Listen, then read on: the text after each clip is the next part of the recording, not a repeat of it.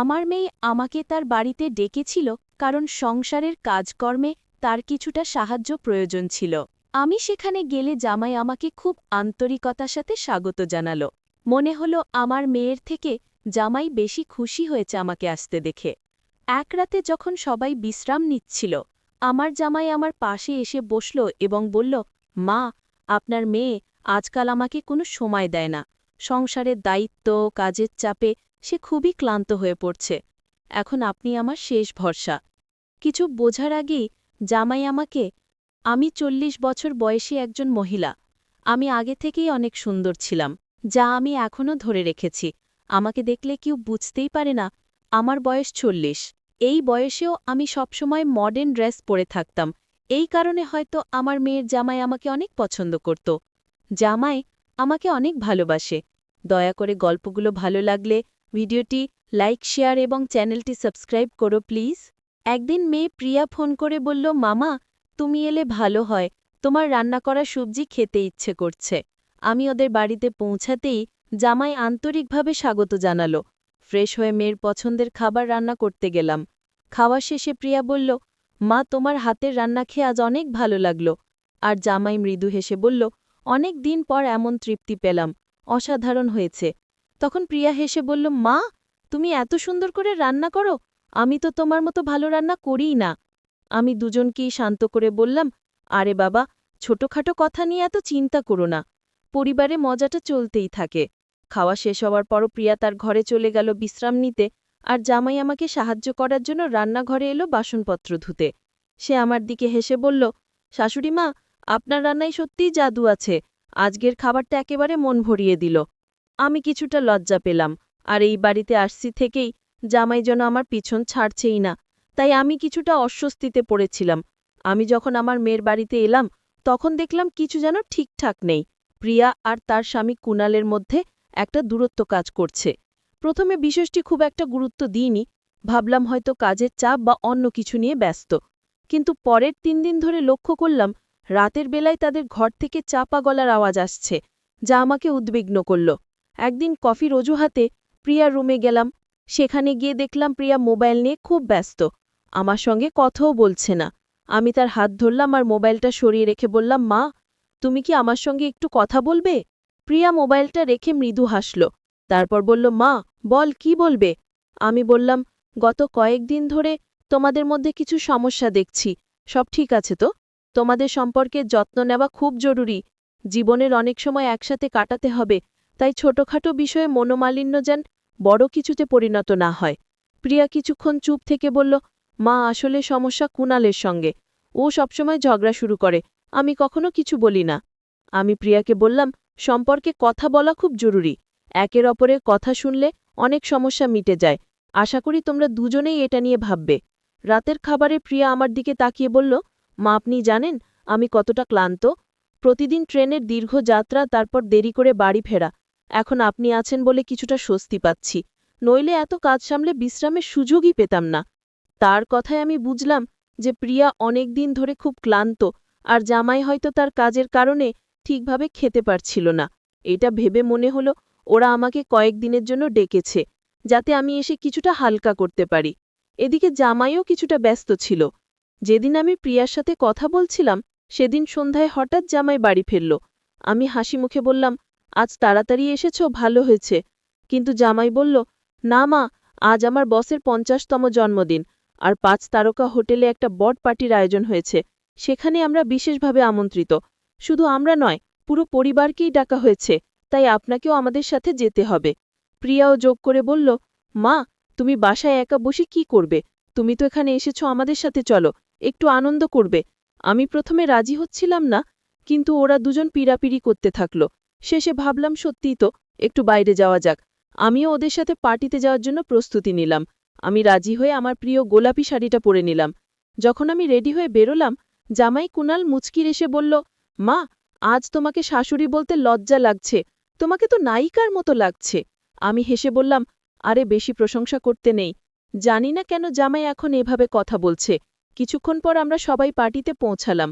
সেখানে জামাইয়ের বস এসে আমাদের সঙ্গে দেখা করলেন। আমাকে দেখে তিনি অবাক হয়ে জামাইকে বললেন, তোমার মা এত সুন্দর? বসের কথা শুনে জামাই হেসে বলল, হ্যাঁ, আমার মা আসলেই দারুণ। তার এই কথায় সবাই হেসে ফেলল, আর জামাই গর্বের সঙ্গে বলল, আমার মা সবসময় অনন্য। তবে পার্টির কিছু সময় পর প্রিয়া একটু বিরক্ত মনে হচ্ছিল। সে আমার কাছে এসে বলল, মা, এত সাজগোজ করার দরকার নেই। তুমি সবসময় সুন্দর, কিন্তু তোমার বয়স অনুযায়ী থাকতে শেখো। তার কথায় আমি একটু অবাক হলাম, তবে কিছু বলিনি। ভাবলাম হয়তো ও ক্লান্ত, তাই কিছুটা বিরক্ত। আমি ওদেরকে ছেড়ে আমার ঘরে চলে এলাম। রাতে ফ্রেশ হয়ে একটা আরামদায়ক সুন্দর পোশাক পরে ঘুমানোর প্রস্তুতি নিলাম। আমি বডি লোশন লাগাচ্ছিলাম, তখন দরজায় হঠাৎ টোকা পড়ল। দরজা খুলি দেখি আমার জামাই দাঁড়িয়ে। সে বলল, শাশুড়ি মা, আমি কি ভিতরে আসতে পারি? আমি হাসি বললাম, এটা তোমারই বাড়ি, অনুমতি নেবার দরকার নেই, যখন ইচ্ছে আসতে পারো। জামাই ঘরে ঢুকে মৃদু হাসি দিয়ে বলল, শাশুড়ি, আজ আপনাকে সত্যিই সুন্দর লাগছে। তখন আমি লোশন মাখছিলাম। জামাই বলল, মাঝে মাঝে আপনাকে শাশুড়ি বলতে লজ্জা লাগে, কারণ আপনি একটা তরুণ দেখান। আমি হেসে বললাম, এত প্রশংসা করার কী দরকার? তারপর সে বলল, আপনাকে আমি সবসময় প্রিয়ার বোনের মতো মনে করি। আমি বুঝতে পারলাম সে মজা করছে, তাই খুব একটা গায়ে তুললাম না। তবে তার কথাগুলো আমাকে অস্বস্তি দিল, তাই আমি আলোচনাটি অন্যদিকে ঘুরিয়ে দিলাম। কয়েকদিন পর মেয়ের ঘর থেকে তর্কের আওয়াজ পেলাম। বুঝলাম স্বামী স্ত্রীর মধ্যে কিছু ঝামেলা হয়েছে। একটু পরে জামাই আমার কাছে এসে জিজ্ঞেস করল, শাশুড়ি, বিয়ের পর স্বামী স্ত্রীর মধ্যে কেমন সম্পর্ক থাকা উচিত? কিভাবে একজন স্ত্রী তার স্বামীকে খুশি রাখতে পারে? আপনার মেয়েকে একটু বুঝান। আমি তার কথা মনোযোগ দিয়ে শুনলাম এবং শান্তভাবে বললাম, জামাই, সম্পর্কের মধ্যে বোঝাপড়া আর সম্মান থাকা খুব জরুরি। কাজের চাপের কারণে অনেক সময় আমাদের ক্লান্তি আসে, তবে তোমাদের দুজনের একসঙ্গে সময় কাটানো দরকার। আমি বুঝলাম যে আমার মেয়ে আমার জামাইকে হয়তো সময় দেয় না। তোমরা কিছুদিনের জন্য কোথাও বেড়াতে যাও, সব ঠিক হয়ে যাবে। জামাই বলল, আমি সবকিছু করতে প্রস্তুত, কিন্তু প্রিয়া যদি ছুটি নিতে পারে তাহলে আমরা কোথাও ঘুরতে যেতে পারি। আমি তার হাতে পানির গ্লাস তুলে দিলাম এবং তাকে বোঝানোর চেষ্টা করলাম। হঠাৎ সে আমার দিকে তাকিয়ে বলল, শাশুড়ি, আপনি সত্যিই খুব সুন্দর, এমনকি আপনার বয়সও বোঝা যায় না। আমি তার কথা শুনে হেসে বললাম, ধন্যবাদ। জামাই বলল, আমি কিছু ভুল বলছি না, সত্যিটাই বলছি। প্রিয়া এখন ক্লান্ত থাকে, কিন্তু আপনি এখনও তরুণ দেখান। আমি তাকে বুঝিয়ে বললাম, এখন অনেক রাত, তোমার উচিত বিশ্রাম নেওয়া। প্রিয়া যদি এখানে এসে দেখে, ওর আরও খারাপ লাগবে। জামাই প্রতি রাতে আমার ঘরে আসত আর অনেকক্ষণ করে আমার ঘরে থাকত। অবশেষে আমি তাকে রুম থেকে বের করে দিলাম, আর মনে মনে ভাবলাম পরিস্থিতিটা যেন আর বাড়তি না হয়। পরের দিন সকালে জামাই অফিস থেকে ফিরেই বলল, শাশুড়ি, কাল আমাকে 2টো টিফিন প্যাক করে দেবেন। আমার বন্ধুরা আপনার রান্নার প্রশংসা করে, এমনকি আমার বসও বলেছে যে আপনার রান্না দারুণ। তার কথা শুনে আমি হেসে বললাম, ঠিক আছে, আমি কাল তোমার জন্য টিফিন বানিয়ে দেব। এরপর প্রিয়া আমার দিকে তাকিয়ে বলল, মা, তুমি আমাকে তোমার সাথে বাড়িতে নিয়ে যাবে? এখানে কিছুদিন থেকে তোমার কাছে যেতে মন চাইছে। প্রিয়া রাগান্বিতভাবে বলল, মা, তোমাকে তোমার বয়স অনুযায়ী চলতে হবে, তুমি আর আগের মতো নেই। কথাটা শুনে আমি কিছুক্ষণ চুপ থাকলাম, কিন্তু মনে মনে খুব কষ্ট পেলাম। মনে হলো যেন আমার নিজের মেয়ে আমাকে হুকুম দিচ্ছে। অবশেষে আমি বললাম, প্রিয়া, সেদিন তোমাকে ছোট মনে করে কিছু বলিনি, কিন্তু এখন তোমার কথা একটু বাড়াবাড়ি হচ্ছে। মনে রেখো, আমি তোমার মা, আমার সঙ্গে কথা বলার সময় শালীনতা বজায় রাখবে। আমি জানি আমার জীবনধারা হয়তো তোমার পছন্দ নয়, কিন্তু আমি যেমন আছি তেমনই থাকব।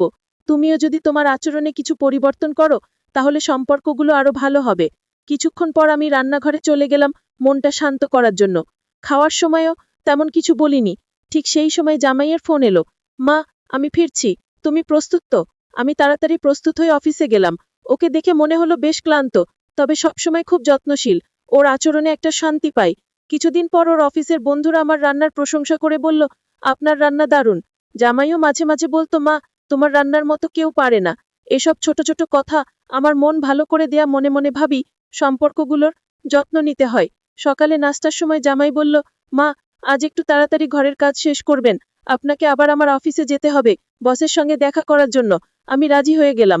জামাই অফিসে যাওয়ার পর আমি সব কাজ শেষ করছিলাম, তখন প্রিয়া এসে বলল, মা, গত কয়েকদিন ধরে দেখছি তুমি রোজ জামাইয়ের অফিসে যাচ্ছ আর একসঙ্গে হাসতে হাসতে ফিরছ। সব ঠিক আছে তো? আমি একটু অবাক হয়ে বললাম, হ্যাঁ, সব ঠিক আছে। তুমি এভাবে ভাবছো কেন? কিন্তু প্রিয়া আরো জোর দিয়ে বলল, তোমার আর জামাই সম্পর্কটা কি আর আগের মতো আছে? তার কথায় আমি কিছুটা কষ্ট পেলাম, কিন্তু শান্তভাবে বললাম, এইসব না ভেবে বরং সম্পর্কগুলোকে বিশ্বাসের উপর ভিত্তি করো। তারপরও সারাদিন প্রিয়ার কথা মাথায় ঘুরছিল, কিন্তু আমি মনকে শান্ত রাখার চেষ্টা করলাম। বিকেলে যখন আমি ব্যাগ গোছাচ্ছিলাম এই বাসা থেকে চলে যাবার জন্য, হঠাৎ জামাই এসে হাজির। সে আমাকে দেখে অবাক হয়ে বলল, মা, আপনি কোথায় যাচ্ছেন? কিছু না বলে চলে যাচ্ছেন কেন? আমি একটু বিরক্ত হয়ে বললাম, হয়তো আমার থাকার কারণে তোমাদের মধ্যে দূরত্ব বাড়ছে। আমি চাই তোমরা সুখে থাকো। জামাই আমার কাঁধে হাত রেখে শান্তভাবে বলল, মা, প্রিয়া কিছু না বুঝেই কথাগুলো বলেছে। তুমি চলে গেলে তা আমাদের জন্য ভালো হবে না। আমরা সবাই মিলে একসঙ্গে থাকবো, আর তুমি তো আমাদের পরিবারেরই অংশ। তার কথাগুলো শুনে আমার মনটা শান্ত হলো, আর আমি চলে যাবার সিদ্ধান্ত বদলে ফেললাম। জামাই প্রতিদিন রাতে আমার ঘরে আসে, তাই একদিন আমি ওকে বললাম, জামাই, তুমি যখন